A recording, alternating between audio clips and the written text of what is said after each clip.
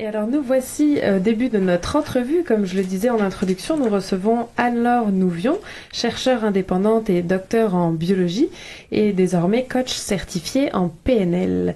Alors la PNL, c'est la programmation neurolinguistique. On va tout de suite, je vais tout de suite te demander en quoi consiste la PNL, de quoi il s'agit, avec un nom un peu barbare, il faut bien l'admettre. Alors avant tout, merci pour cette invitation. Je vais refaire un petit recadrage par rapport à justement la façon dont tu as présenté la PNL en disant que c'est une thérapie brève. Je la présenterai plutôt comme une approche de communication et de changement. C'est une approche qui a été créée dans les années 70 par deux universitaires, Bandler et Grinder. Et donc deux universitaires, donc son milieu de naissance c'est vraiment l'université. Et Bandler était à l'époque mathématicien et étudiant en psychologie, puis Grinder lui était linguiste. Et ce qui les a intéressés les deux, c'était d'aller observer et d'aller modéliser trois grands thérapeutes. Et c'est pour ça qu'on a tendance à dire que la PNL est une thérapie brève, c'est qu'elle est issue des thérapies brèves. Donc ces fondateurs, Bandler et Grinder, ont donc observé le comportement de trois grands thérapeutes pour aller décortiquer leur excellence, la façon dont ils fonctionnaient dans leur intervention. Ces trois thérapeutes, je vais les citer rapidement, c'est Fritz Perls de la Gestalt thérapie, Virginia Satir de la thérapie familiale et le fameux Milton Erickson qui est le père de l'hypnose ericksonienne. Et en observant ces trois grands thérapeutes, ils ont créé comme un condensé d'efficacité. Ils ont créé un ensemble d'interventions dans un objectif de mieux communiquer et d'accompagner le changement. De mieux communiquer, tu veux dire, avec leurs patients ? Alors, l'objectif de Bandler et Grinder, c'était vraiment d'aller décortiquer les techniques de communication. Et c'est pour ça que d'ailleurs, elle est rapidement sortie du milieu universitaire. C'est dans cet objectif de mieux communiquer avec soi-même, mieux communiquer avec les autres. Ils l'ont sortie rapidement du milieu universitaire pour la rendre transmissible et accessible à tous. Et c'est finalement ce qui fait partie maintenant de ce qu'on lui reproche, dans le fond, c'est d'être sorti si tôt du cadre universitaire, académique et de recherche scientifique pour l'asseoir un peu plus. Donc j'allais dire pourquoi la PNL a mauvaise presse, dans le fond. Ouais, c'est une excellente question. C'est vraiment une question que je me suis posée depuis que j'ai plongé dans le bain de la PNL il y a 7-8 ans maintenant. Qu'est-ce qui fait que cette approche n'est pas encore reconnue scientifiquement? Et je pense qu'un des arguments, c'est qu'en effet, elle est rapidement sortie du milieu universitaire. Donc, non seulement elle est rapidement sortie du milieu universitaire, mais au-delà de ça, elle a été marchandisée. Il y a eu comme une marchandisation autour de la PNL qui fait que c'est sûr que ça est venu bousculer le code déontologique des universitaires. Avec une marchandisation d'une approche, ça a perdu sa valeur première qui était cette valeur universitaire et académique au départ. Au-delà de ça, c'est sûr que les premières études qui ont porté sur cette approche-là, c'est des études qui portaient sur un modèle donc j'ai parlé d'un ensemble de protocoles tout à l'heure. Un des protocoles, un des modèles, c'est les mouvements oculaires. Et ce modèle-là, il a vraiment porté préjudice à l'approche parce que il n'est pas prouvé scientifiquement aujourd'hui. C'est-à-dire qu'il n'y a pas de fondement neurologique de ce modèle-là. Très rapidement, c'est un modèle qui suggère que quand on regarde en haut, on va être dans un mode d'information visuelle. Quand on regarde au milieu, ça va être auditif, puis en bas, ça va être ce qu'on appelle le kinesthésique, le ressenti. Aujourd'hui, il n'y a aucun fondement scientifique de cette approche, et les premières recherches ont porté uniquement sur ce modèle. Alors, ça a porté vraiment, ça a complètement décrédibilisé l'approche. C'est ça, c'est vraiment un des premiers facteurs qui a décrédibilisé l'approche. Oui, je me souviens d'un exemple, par exemple, sur une étude qui associait le mensonge au mouvement des yeux, typiquement. Ouais. Alors là, c'est encore autre chose, c'est que là, c'est une désinformation totale de la PNL. Okay. Il est vrai que cette approche a donc proposé, comme je viens de le dire, un modèle de mouvement oculaire, et certaines personnes ont extrapolé complètement l'information jusqu'à dire que, donc les praticiens de la PNL disent que quand on regarde en haut à gauche et qu'on change en haut à droite, c'est qu'on est dans le mensonge. Ce qui est absolument pas vrai. Il n'y a aucun centre de formation et aucun manuel de PNL qui vont enseigner que les mouvements oculaires vont être un indice d'un mensonge. Okay. En revanche, cette étude dont tu parles, les chercheurs sont en effet partie de ce présupposé qui est les praticiens de la PNL disent que en regardant en haut en droite, c'est qu'on est dans un mensonge, mais ils partent d'un présupposé qui est complètement erroné, qui est une désinformation de l'approche. Donc ça fait aussi partie des choses qui viennent décrédibiliser l'approche totalement, et ce qui fait que les recherches universitaires sont très peu présentes sur la PNL. Et alors, tantôt, tu parlais de mouvement des yeux. Ça me fait penser à une technique qui est quand même, pour le coup, reconnue, qu'on dirait le MDR. Ouais. Je réalise que je connais même pas exactement l'acronyme, mais en somme, c'est une technique qui est, tu le diras sans doute mieux que moi, mais qui est utilisée dans les cas de choc post-traumatique pour finalement nous faire revivre nos souvenirs d'une certaine façon, de sorte à se les approprier. Et lorsqu'ils refont surface, malgré nous, quand on a un choc post-traumatique, on les digère un peu mieux. Alors, comment t'expliquerais que des techniques comme le MDR ou encore l'hypnose que tu as cité tantôt, elles sont reconnues scientifiquement, mais pas la PNL, justement? Alors, tout simplement parce que ces deux approches sont restées au sein de l'université. D'accord. C'est des approches qui sont restées dans une application thérapeutique, principalement, et qui ne sont pas allées dans un espace grand public, un espace pour aller former des gestionnaires, par exemple, à une approche de communication, comme la PNL le fait. Ces deux approches sont restées dans un cadre thérapeutique et un cadre universitaire. Donc, les instituts de recherche ont porté un intérêt à aller financer ces approches-là, contrairement à la PNL. Le MDR, très rapidement, ça veut dire Eye Movement Desensitization and Reprocessing. Et alors, il semblerait que cette approche, donc elle a été créée par Francine Shapiro, qui est une psychologue. Il semblerait que Francine Shapiro, c'est l'histoire qui raconte ça. Je suis pas allée vérifier, pour être honnête avec vous, auprès de Francine Shapiro pour savoir si c'est vrai, mais il semblerait qu'elle se soit inspirée du modèle des mouvements oculaires lors d'une formation en PNL pour créer son approche. Et son approche, elle l'a découvert en fait par hasard quand elle-même elle marchait là aussi c'est l'histoire qui raconte ça. Quand elle marchait dans un parc, je crois, puis elle vivait un événement stressant dans sa vie et elle a remarqué que elle était en train de balayer ses yeux de gauche à droite et que son niveau de stress descendait. Et de là est née son approche. Elle est allée préciser son approche et de là est né le MDR. Et là, ça peut paraître un peu fou pour ceux qui connaissent pas, mais c'est typiquement une approche là reconnue, utilisée par les psychothérapeutes, les psychiatres, les psychologues. Elle est principalement utilisée pour traiter les stress post-traumatiques. Alors, elle est reconnue scientifiquement dans le sens où son efficacité a été prouvée, mais c'est assez récent quand même. Elle a longtemps été critiquée et elle met encore du temps à s'installer. Par contre, au même titre que la PNL, il y a encore peu de recherches sur comment ça fonctionne à l'intérieur du cerveau. D'accord. Son application est validée, je crois, par exemple, chez les vétérans de guerre, ou encore elle a été testée chez des survivants, j'allais dire, du génocide rwandais. Est-ce que je Alors ce sont des études qui portent sur la PNL pour le autant coup, pour parce moi. que moi je mélange tout. Non, mais c'est correct. Puis je te remercie de faire le lien parce que là, ça me permet aussi d'introduire que malgré les peu de recherches qui sont faites sur la PNL, il existe des preuves de son efficacité clinique et notamment dans les stress post-traumatiques. Au même titre que le MDR, la PNL est extrêmement puissante. Alors là, c'est dans un contexte thérapeutique, donc c'est un cadre d'intervention. Ce sont des psychothérapeutes et des psychologues qui utilisent la PNL dans un contexte d'intervention thérapeutique. Et elle est très puissante pour aller accompagner. Il y a en effet 2 études qui sont sorties pour aller accompagner des victimes de stress post-traumatique, dont les vétérans américains et des victimes du génocide rwandais.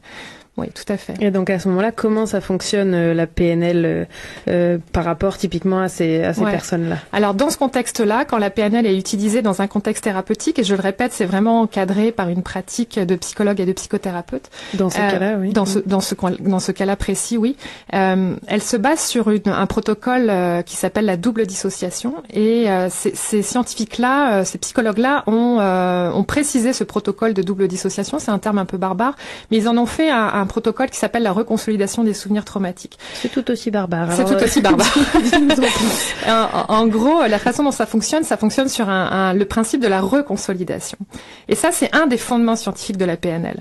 C'est quoi la reconsolidation? Je vais essayer d'être assez brève. La reconsolidation, c'est un des mécanismes qui permet d'expliquer comment un souvenir peut être réécrit.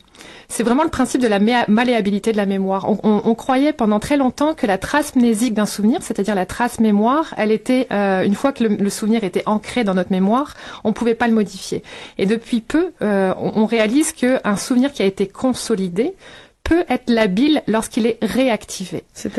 C'est-à-dire qu'à partir du moment où le souvenir va être réactivé, donc on va reprendre contact, la personne reprend contact avec le contexte dans lequel, là en l'occurrence, le traumatisme s'est produit. Ce souvenir-là, la trace mnésique dans le cerveau, donc c'est vraiment, c'est une empreinte physique, peut être modifiée. C'est ça qu'on appelle la reconsolidation.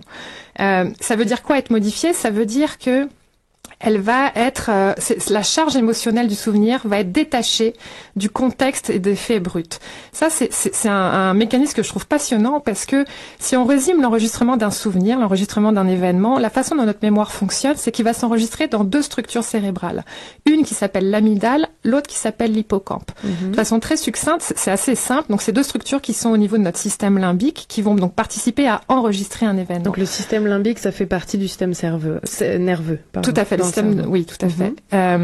Et donc, ces 2 structures, elles enregistrent un événement. Donc, la composante émotionnelle, toutes les émotions, toute la charge émotionnelle qui vont être consacrées à un événement vont être enregistrées dans l'amygdale, alors que tous les faits bruts, c'est-à-dire le contexte, les couleurs, la vue de l'événement, va être enregistré dans l'hippocampe.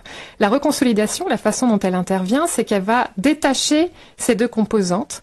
Donc, ce qui se passe, c'est que les personnes qui sont victimes de stress post-traumatique vont garder un souvenir des faits. Donc, ils vont se souvenir de l'environnement, ils vont avoir une image, ils vont encore avoir même des sons. En revanche, la charge émotionnelle n'est plus là. C'est comme si le souvenir a été complètement réécrit. Si je peux me permettre de faire une analogie, par exemple, avec une autoroute, c'est comme si sur l'autoroute, il y avait des voitures rouges, et les voitures rouges, elles sont devenues bleues. Donc, on change pas la trace mnésique en tant que telle, on va changer l'information à l'intérieur, donc on va aller enlever la charge émotionnelle. Et c'est ça le principe de reconsolidation. Et en PNL, il y a des interventions qui vont se baser sur ce principe-là, notamment la double dissociation. Et je le répète, c'est vraiment encore dans un contexte thérapeutique que ça s'applique. Ok. Là, j'ai une question qui me vient, mais on va partir en pause. Mais c'est vrai que tout de suite, ma question, ça va être, est-ce que c'est pas dangereux? Mais bon, c'est ça, on va partir en pause d'abord, puis on garde cette question en tête. C'est parti. Et on continue avec notre entrevue. Alors, on a coupé vraiment dans le vif du sujet. On a exploré un peu comment est supposé fonctionner donc la PNL, la programmation neurolinguistique.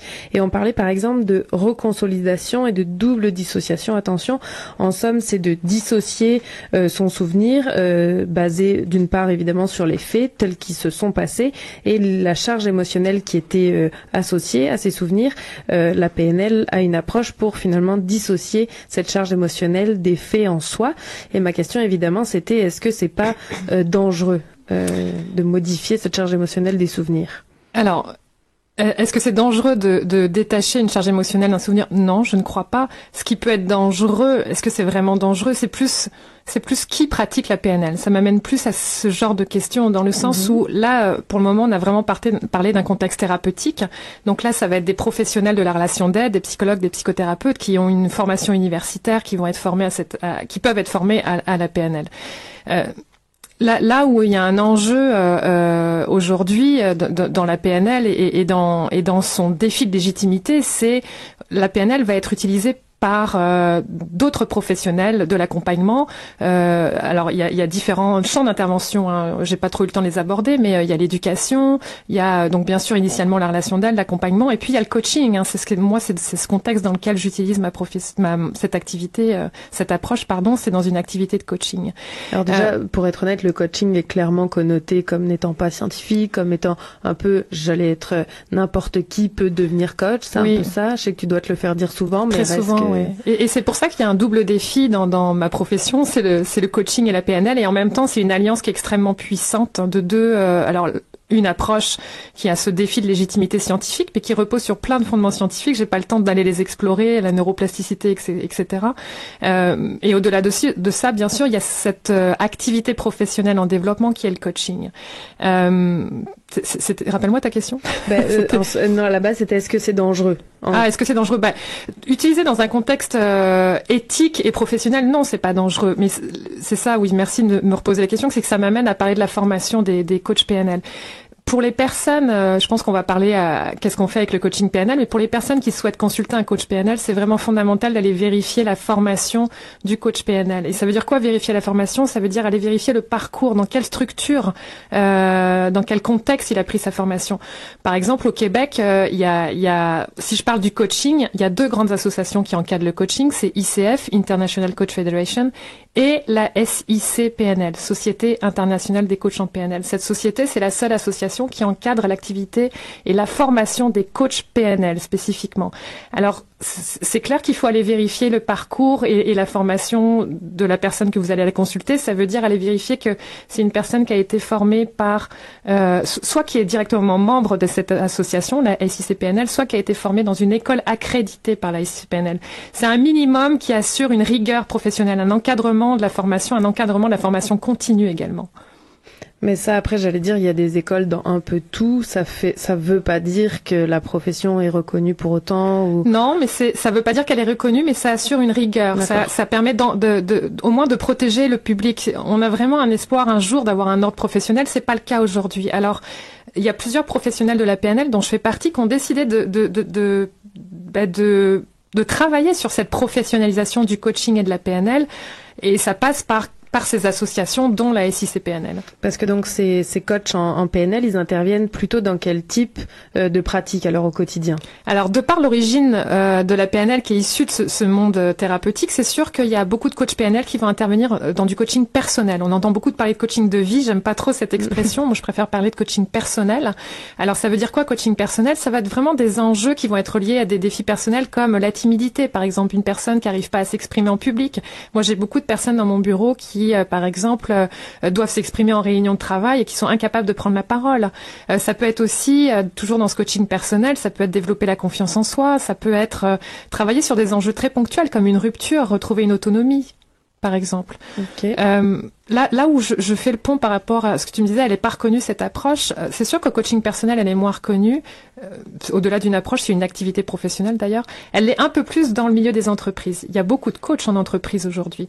Et d'ailleurs, Robert Dills, qui est un des co-développeurs de la PNL, il a travaillé pendant plus de 15 ans chez Fiat, donc ce groupe automobile, pour aller travailler sur le leadership des gestionnaires. Ok. Et alors, si, on l'a un peu répondu au début, j'allais dire si la PNL fonctionne, pourquoi les psychothérapeutes ou les psychologues, les médecins ne l'utilisent pas? Mais tu avais l'air de dire que certains l'utilisent. Alors, il y en a beaucoup qui l'utilisent, sauf que pour eux, c'est pas forcément nécessaire de l'afficher. Ça fait partie des interventions qu'ils utilisent dans leur pratique. C'est sûr que nous, les coachs PNL, c'est notre valeur ajoutée. On utilise cette approche dans notre pratique professionnelle qu'est le coaching, donc on va s'afficher coach PNL. Ok. Et donc là, j'ai une autre question cette fois. Si on doit revenir à une autre technique en psychothérapie qui est peut-être connue de nos auditeurs ou non. Donc là, cette fois, l'acronyme, c'est TCC. Donc c'est thérapie cognitivo-comportementale. Donc là, depuis quelques temps, elle est quand même à la mode parce qu'elle fait, entre autres, le lien avec la pleine conscience. Et donc là, par exemple, typiquement, si ce type de thérapie, qui est aussi une thérapie qui est dite plutôt brève dans le temps, là, on parle pas d'une psychanalyse, d'une psychothérapie sur plusieurs années, et qui, dans le fond, aurait un peu les mêmes buts que vous, c'est-à-dire essayer de régler ces problèmes du quotidien qui nous font être plus timides ou moins parler en réunion ou moins bien se remettre d'une rupture. Pourquoi, si la TCC, elle est bien reconnue, vous par exemple, toi Anne-Laure en tant que coach PNL, pourquoi tu ferais pas de la TCC vu que ça, il y a pas d'histoire, c'est reconnu, tout va bien? Alors tout simplement parce que je suis pas thérapeute. La TCC, c'est une approche qui est utilisée par les psychologues principalement par les psychologues. Donc c'est une formation qui est universitaire et puis qui va traiter des troubles psychopathologiques comme l'anxiété, des troubles dépressifs. En coaching, on fait pas ça. On le fait pas. Puis en plus de ça, c'est qu'au Québec, il y a un encadrement de la pratique du coaching et de la pratique de la psychothérapie par une loi qui s'appelle la loi 21. Donc c'est très réglementé et ce sont des champs qui sont séparés. Moi, je vais pouvoir travailler bien sûr avec des personnes qui vont vivre de l'anxiété, mais je vais pas traiter directement le trouble. En coaching PNL, on va travailler avec des objectifs. Alors qu'en TCC, ça va être plus travailler sur des schémas comportementaux, des schémas cognitifs. C'est vraiment une distinction et ce qui fait que ce sont deux approches qui sont très complémentaires. D'ailleurs, elles se sont développées en parallèle et d'ailleurs, pendant toutes ces années de recherche là où je puise les fondements scientifiques de la PNL, ça m'arrive de tomber sur des articles scientifiques de TCC qui vont décrire un protocole et quand je lis ce protocole, c'est de la PNL. Ça s'est tellement développé en parallèle que c'est très intermélangé ces deux approches. Après, sur le terrain, c'est différent. Je le répète, moi, je vais pas traiter directement un trouble. Une personne qui, par exemple, est timide et va vivre de l'anxiété, elle pourra être suivie en TCC pour travailler directement sur le trouble de l'anxiété. Moi, je vais l'accompagner à atteindre un objectif qui est, par exemple, prendre la parole en réunion de travail. D'accord. Et donc en ça, si quelqu'un vient dans ton bureau, au départ vous parlez seulement de timidité, tout ça, et en effet tu te rends compte qu'elle a que c'est plus profond qu'une timidité, tu sais que ça vient d'un trouble, j'en sais rien moi, de l'enfance, ou dans ce temps-là tu fais comment? Ben, je réfère. S'il y a vraiment si je détecte qu'il y a un trouble psychopathologique et que je suis pas en mesure et je suis pas suffisamment outillée pour accompagner cette personne, je réfère. Et ça m'est arrivé encore cette semaine. Je travaille en collaboration avec des neuropsys et même avec des psychiatres. Je travaille vraiment, j'ai cette chance de pouvoir, ce qui n'est pas la chance de tous les coachs PNL, parce qu'il y a encore une peur des professionnels de la santé, des professionnels de la relation d'aide, de travailler avec nous, les coachs PNL. J'ai cette chance d'être dans une structure dans laquelle je peux me permettre de travailler avec d'autres professionnels de la relation d'aide. Oui. Parce que cette loi 21, là, en faisant mes recherches un peu pour préparer cette émission, elle est quand même assez récente et finalement, elle vous interdit d'empiéter sur sur les plates-bandes des psychothérapeutes. C'est vraiment chacun son domaine. Disons. Alors, je ne sais pas si elle nous interdit ou si elle permet, au contraire, elle a permis au coach PNL d'aller délimiter son territoire d'intervention. D'accord. C'est plus ça qu'elle a permis plutôt que interdire. Je préfère maintenant le voir comme ça. C'est un sujet que je connais bien parce que j'ai été vice-présidente donc de la SICPNL pendant 4 ans, puis c'est un des dossiers que je portais. Donc j'ai échangé à plusieurs reprises avec l'Ordre des psychologues du Québec et au contraire, ça nous a vraiment permis d'aller délimiter notre champ d'intervention. D'accord. Eh ben écoute, je pense qu'on a fait le tour en tout cas pour ce qui est de mes questions. Oui, non, c'est ça. Est-ce que non, je pense que moi j'avais fait le tour. Est-ce que toi tu vois quelque chose à ajouter de particulier? Je pense que je pourrais continuer à en parler pendant des heures et des heures parce que c'est vrai qu'il y a tout l'aspect sur quoi elle repose finalement cette approche. Je sais pas combien de temps il nous reste, mais t'as le temps de finir ta phrase au moins. J'ai le temps de finir ma phrase. Ça va être assez court, mais elle est soutenue par plein de fondements scientifiques, dont la neuroplasticité par exemple que j'ai pas le temps d'explorer, mais toute cette malléabilité du cerveau. J'aime bien souvent décrire les PNListes comme étant un peu des électriciens. C'est qu'on va accompagner nos clients à détecter l'autoroute sur laquelle ils sont, d'un comportement limitant comme la timidité, pour ensuite aller débrancher cette autoroute et la rebrancher comme une voie de sortie et la repluguer quelque part sur une autoroute qui va être plus aidante comme la confiance en soi, le calme et pourquoi pas la créativité. Ça, c'est vraiment la force des coachs PNL, c'est d'être orienté solution et d'être orienté ressources, donc d'aller décabler quelque chose qui est limitant pour recabler vers quelque chose d'aidant. Parfait. Eh ben merci Anne-Laure Nouvion de t'être fait interroger au micro de l'œuf ou la poule. Pour être honnête, c'est bien la première fois qu'on traitait d'un sujet que l'on sait controversé pour sûr. Mais là, il s'agissait de parler des fondements scientifiques. Après, à la maison, l'esprit critique est quand même là pour en faire ce qu'on veut. Mais donc, comme je le disais, tu es chercheur indépendante et docteur en biologie et désormais coach certifié en PNL. Et en tant que chercheur indépendante, en effet, tu t'inquiètes de trouver ces fondements scientifiques de ta pratique et de nous les partager comme tu l'as fait ce soir. On peut te retrouver, je pense, lors de conférences, par exemple, où tu parles des fondements scientifiques ou en tout cas des ateliers au sein de ta profession où tu essayes de partager ces fondements scientifiques de la PNL. Tout à fait. Ben, merci beaucoup. Merci et à on vous. enchaîne en musique.